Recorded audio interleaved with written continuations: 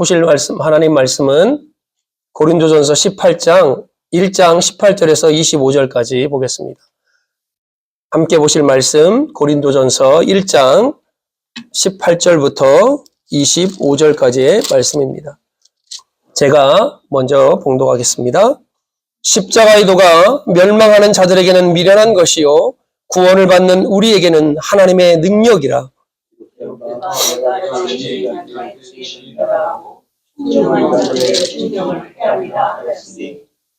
지혜 있는 자가 어디 있느냐? 선비가 어디 있느냐? 이 세대의 변론가가 어디 있느냐? 하나님께서 이 세상의 지혜를 미련하게 하신 것이 아니냐?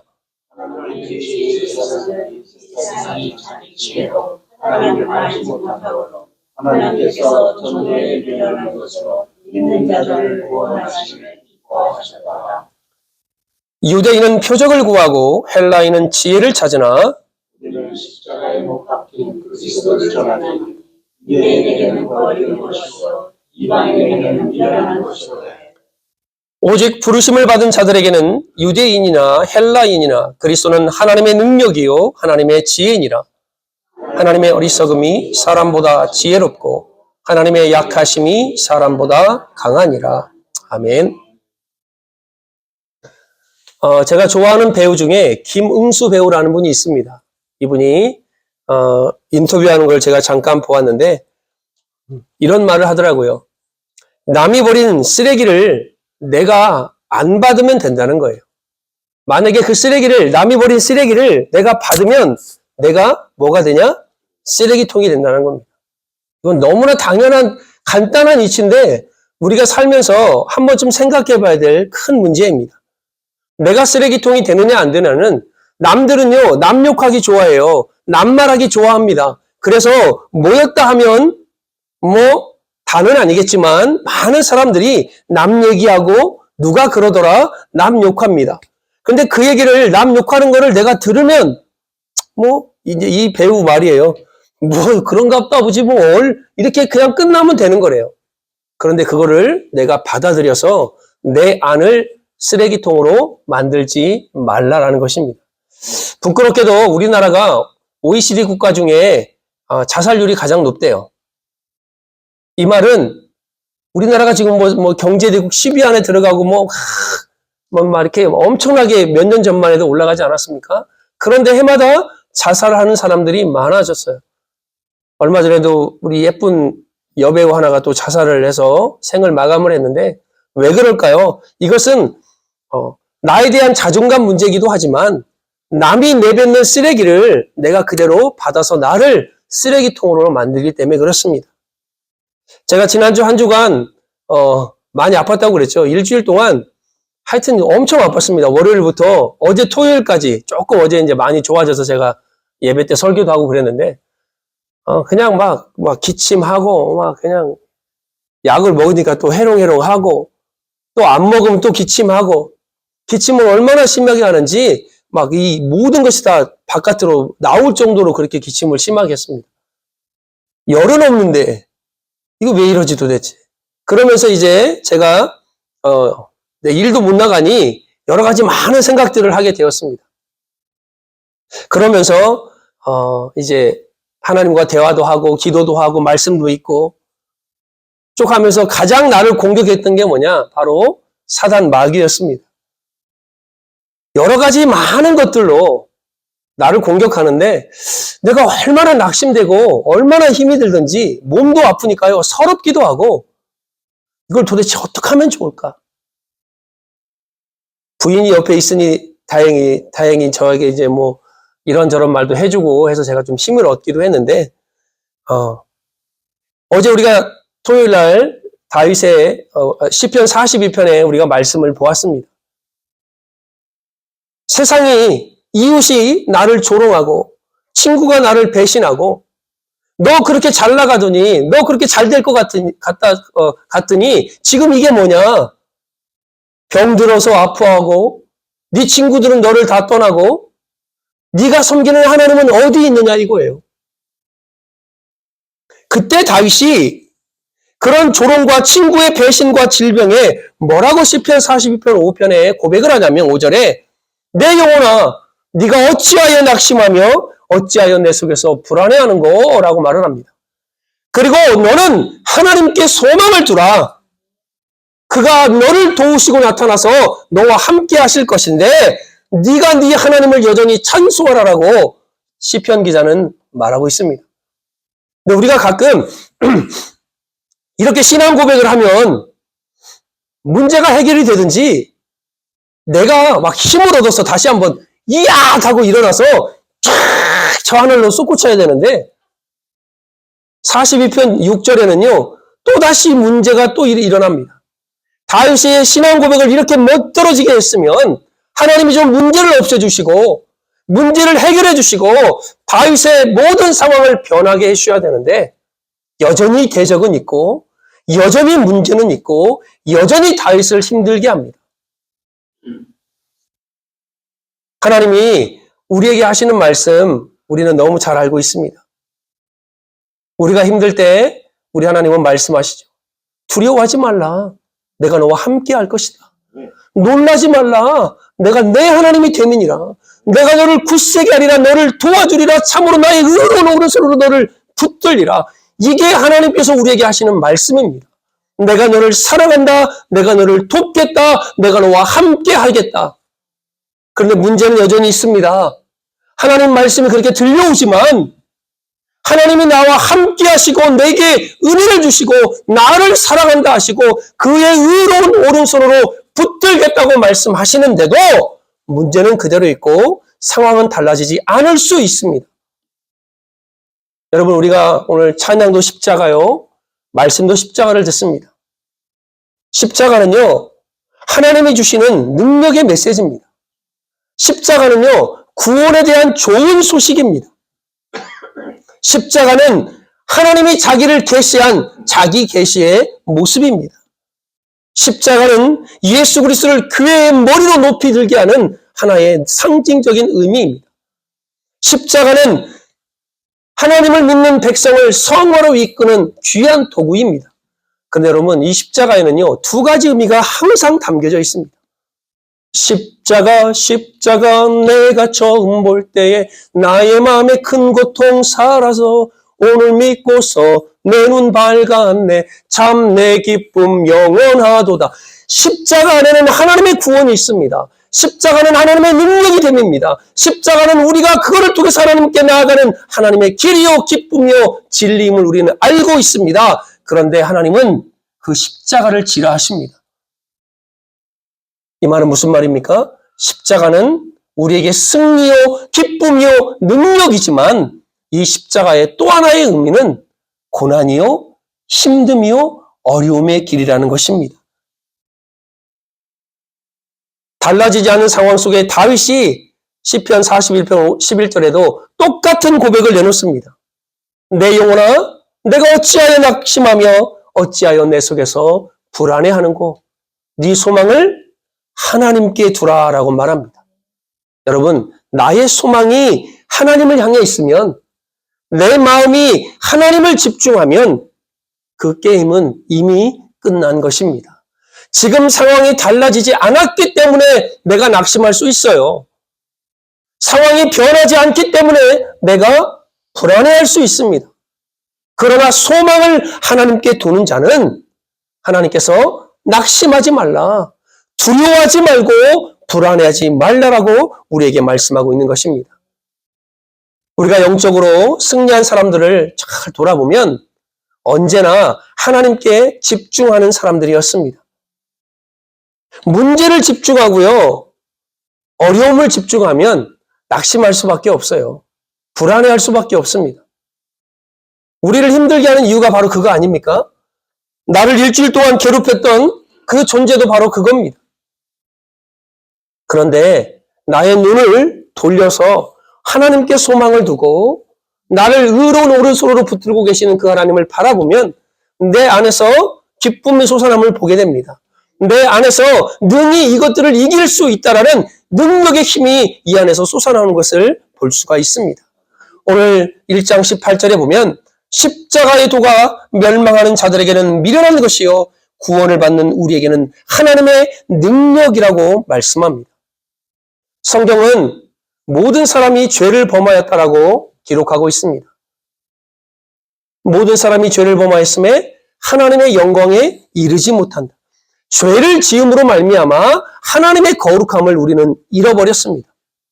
그런데 로마서 6장 23절에 보면 그 죄의 싹은 사망이라고 그래요. 왜 사람들이 죽는 걸 무서워하나요? 어떤 용감한 사람들은요, 까짓것 죽으면 끝이지 뭘. 죽은 게 뭐가 무섭다고. 믿는 사람 입에서 나와야 될 말인데, 가끔은 용감한 사람들이 있어요. 예수도 안 믿으면서, 죽으면 끝 아니야? 인생 멋지게 한번 살다가 가는 거지. 그렇게 죽음을 두려워해요. 예수를 믿으면 이해가 가요. 근데 안 믿는데도 그런 말 하는 분들은, 용감하신 분들이에요. 히브리서 9장 27절에 보면 한 번 죽는 것은 사람에게 정하신 것이요. 누구나 다 죽습니다. 저와 여러분들은. 제가 늘 예언한다고 하잖아요. 저 예언가예요. 여기에 100년 뒤에 있을 사람 한 명도 없어요. 그 말은 꼭 맞아 떨어질 것입니다. 근데 어떤 분들도 막 기계에 의존해가지고 또 막 계속 가면 안 되고 50년, 100년 뒤면 다 죽어요. 그게 진리입니다. 예언이 아니라 사실입니다. 그런데 더 심각한 건 뭐냐? 한 번 죽는 것은 사람에게 정한 것이지만 그 후에는 뭐가 있다고요? 심판이 있다는 거예요. 심판. 하나님을 믿지 않으면 우리는 하나님 앞에서 심판받아 지옥에 갈 수밖에 없는 것입니다. 하나님을 떠난 백성이 하나님을 만나지 못하면 누구나 이 심판대 앞에 서게 됩니다.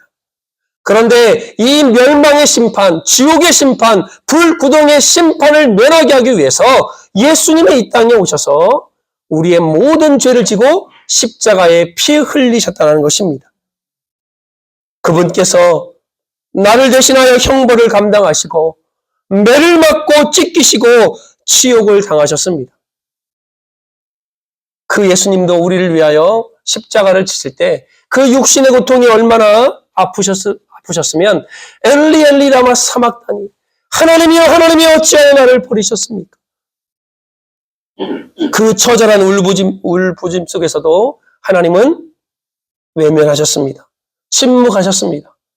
그 이유가 뭐냐? 십자가를 통해서 우리를 살리시기 위함입니다. 로마서 10장 9절에 이런 말씀이 있습니다. 네가 네 입으로 예수를 주로 시인하고 하나님께서 그를 죽은 자 가운데 살리는 것을 믿으면 너가 구원을 얻을 것이라. 마음으로 믿어 의에 이르고 너희가 입으로 시인하여 구원에 이른다라고 하나님 말씀합니다. 요한복음 1장 12절 말씀입니다. 영접하는 자 곧 그 이름을 믿는 자들에게는 하나님의 자녀가 되는 권세를 주셨다라고 말씀합니다. 여러분, 하나님의 자녀가 돼야 우리가 천국에 갈 수 있는 것입니다. 그래서 하나님은 우리에게 십자가의 도라는 이 놀라운 진리를 우리에게 주셨습니다. 이 십자가의 도가 뭐냐? 바로 십자가에 달리신 예수 그리스도를 말씀하고 있는 것입니다. 요한복음 14장 6절의 말씀입니다. 예수께서 가라사대 내가 곧 길이요 진리요 생명이니 나로 말미암지 않고는 아버지 하나님께로 올 자가 없다라는 것입니다.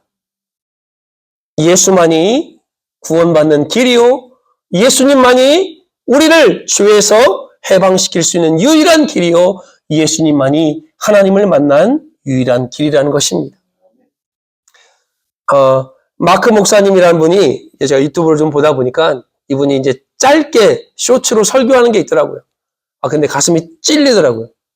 뭐라고 말씀하시냐면, 저는 지옥이 목사들로 가득 차 있을 것이라 믿습니다. 이분이 본인도 목사면서 근데 왜 이런 말씀을 하시니 그 밑을 들어보니까 보세요. 자, 여러분들은 이제 목사님이나 아니면 그 같이 성도들에게 얘기하는 겁니다. 여러분들은 교회에서 자라나서 교회에서 유아 세례를 받고 교회에서 성찬식에 참여하고 그 교회에 등록을 하고 그 교회에서 결혼식도 하고 그 교회에서 장례식까지 치렀지만 결국 지옥에 갈 수도 있기 때문입니다. 이 말은 무슨 말이냐? 교회에 다니는 것과 예수 그리스도를 믿는 것과는 다르다는 것입니다. 제가 지금 여러분에게 앞에서 죄인된 인간은 하나님을 떠났습니다. 그 죄는 우리의 힘으로 해결할 수가 없습니다. 착함으로, 선행으로, 돈으로, 명예로도, 우리 어렸을 때 그 찬양 기억나요? 돈으로도 못 가요. 하나님 나라. 힘세도 못 가요. 명예가 있어도 못 가요. 마음 착해도 못 가요. 거듭나면 가는 나라, 하나님 나라. 믿음으로 가는 나라, 하나님 나라. 예수 그리스도를 믿지 않고서는 그 나라에 갈 수 없다라는 것입니다. 아까 제가 잠깐 얘기하다 말았는데 왜 우리의 죽음을 우리가 왜 두려워하지 않아요? 여러분은 두려워하지 않아도 여러분의 영혼은 두려워합니다. 왜 우리가 죽음을 무서워합니까? 많은 사람들이 이 육신이 사라질 것 때문에 두려워하는 게 아니에요. 내 안에 있는 영혼이 하나님을 믿지 않으면 지옥을 가기 때문에 그 영혼이 그 죽음을 두려워하는 겁니다. 왜? 영원한 죽음에 이르기 때문입니다. 우리가 히브리서를 쭉 읽다 보거나 이 성경을 읽다 보면 이 쓰여진 내용들이요. 불신자들에게 쓰여진 내용이 아니에요. 믿는 자들에게 쓰여진 내용입니다. 우리가 히브리서를 보더라도 그 교회 안에, 히브리 교회 안에 있는 그 히브리 사람들, 그 교인들에게 쓴 편지인데 실제로 그 교회에서 나고 자랐지만 그 편지를 읽고 있지만 많은 사람들 중에 그리스도에 거하지 않는 사람들도 있기 때문에 바울은 또한 복음을 증거하는 사람들은 외치고 있는 것입니다. 이 말은 우리에게 큰 의미가 있어요. 우리는 정말 그리스도 안에 거하고 있는가? 우리는 하나님의 사람인가? 나는 그 십자가의 능력을 믿고 살아가고 있는가? 나는 주님을 믿는 사람처럼 살아가고 행동하는가? 아까 제가 잠깐 션에 대해서 얘기했잖아요. 이분이 간증할 때마다 나누는 글이 있더라고요. 그게 뭐냐? 저는 완벽해서 나누는 게 아닙니다. 또한 완벽하려고 나누는 것도 아닙니다. 부족하고 전혀 자격 없는 저 같은 사람을 자녀 삼아주신 하나님의 은혜가 너무 감사해서 자녀로서 자녀답게 살려고 나누는 것입니다. 가진 게 너무 많아서 나누는 게 아닙니다. 더 많이 무엇을 얻고자 나누는 것도 아닙니다. 예수님 십자가 사랑의 빚진 자가 되었기에 저는 나누는 것입니다. 여러분, 우리가 하나님의 자녀로 세워지려면 먼저 그 십자가의 은혜가 우리 안에 박혀 있어야 됩니다. 이 말을 한 저도 참 하나님 앞에 부끄러운 게 저 예수 처음 믿을 때는요. 십자가 얘기만 해도 눈물을 펑펑 흘렸습니다. 예수님 얘기하면요. 막 가슴에서 뭐가 막 뭉클뭉클했습니다. 지금은 이게 너무 무뎌진 것 같아. 설교하는 나 자체도 예수 그리스도의 십자가를 증거하는 우리조차도 그 십자가의 사랑과 예수님의 사랑에 무뎌져서 양심에 화염 맞은 것처럼 아무리 십자가를 외쳐도 예수님을 이야기해도 내 마음이 뜨거움이 없다면 우리는 빨리 다시 내 신앙을 점검해야 됩니다. 십자가의 도가 구원을 받은 우리에게는 하나님의 능력이라. 그 십자가의 사랑을 저와 여러분들이 회복하기를 간절히 바랍니다. 하나님을 만나고 그분의 사랑을 경험하는 십자가는 하나님의 능력이요 또 하나 하나님의 지혜입니다. 오늘 20절에 보면 이 세상에 지혜가 어디 있느냐? 선비가 어디 있느냐? 변론가가 어디 있느냐? 말씀하시면서 21절에 하나님의 지혜에 있어서는 이 세상이 자기 지혜로 하나님을 알지 못하므로 하나님께서 전도에 미련한 것으로 믿는 자들을 구원하시기를 기뻐했다라고 말합니다. 여러분, 고린도는요, 그 당시 헬라 철학의 가장 핵심적인 도시였습니다. 필라소피, 우리가 말하는 흔히 말하는 철학, 필라소피아, 이게 바로 지혜를 사랑한다는 말입니다. 그래서 우리 바울이 전도할 때 보면 아덴 지역에서도 이 사람들 하루 종일 하는 일도 없이 거기 나와서 광장에 나와서 고민하는 거예요. 뭐 새로운 거 들을 일이 없나. 그리고 그 얘기에 대해서 서로 변론하고 그런 것을 즐기며 살아갔던 그 사람들. 지혜를 사랑하고 새로운 것을 통해서 또 다른 지혜를 발견하는 걸 원했던 그들에게 하나님이 쐐기를 박습니다. 지혜가 어디 있느냐? 선비가 어디 있느냐? 이 땅에 변론가가 어디 있느냐? 하나님이 그 지혜를 무색하게 만들겠다는 것입니다.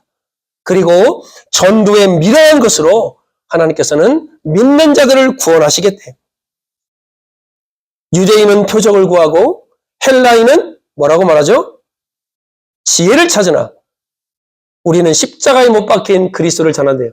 이 세상, 우리가 말하면 세상 무식한 사람들이에요.